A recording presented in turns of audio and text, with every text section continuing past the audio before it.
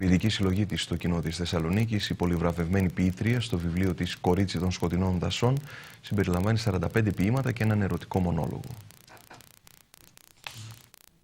Η Αναστασία Γκίτση αναζητά το φως που κρύβεται στο σκοτάδι μέσα από την ποίηση.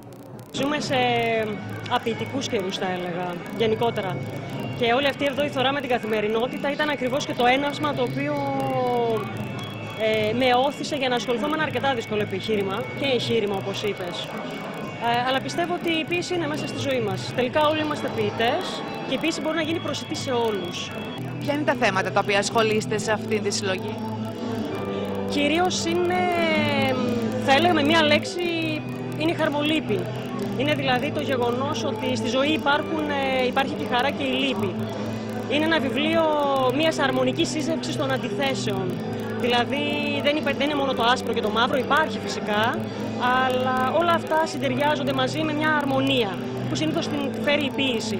Πιστεύουμε ότι σε αυτά τα πλαίσια δίνεται δυνατότητα σε νέους δημιουργούς να αναδείξουν το έργο τους και μέσα από το έργο να αναδειχθεί και η ίδια η πόλη μας, η Θεσσαλονίκη, γιατί πρέπει να κρατούμε τους δημιουργούς εδώ στην πόλη μας, να μην φέρνουν στο αστικό κέντρο την Αθήνα.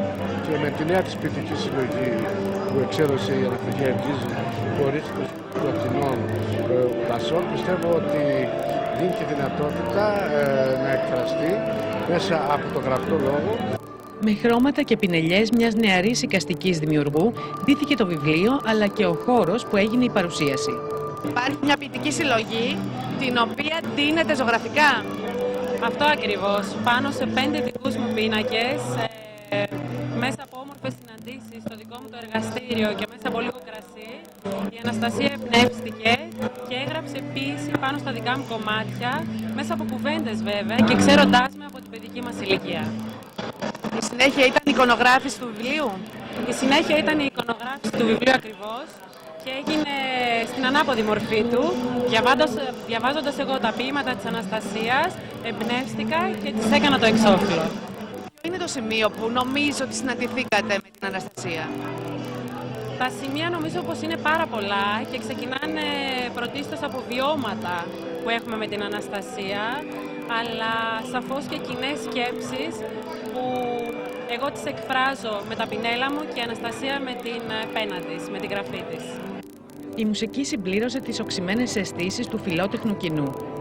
Γνωριστήκαμε με την Αναστασία την ποιήτρια, την Αναστασία την Γκίτση.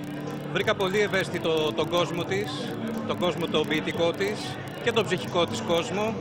Λέγαμε πάντα τι να κάνουμε, κάτι να κάνουμε και ήρθε ο καιρός που συνέβη κάτι πολύ ευλογημένο.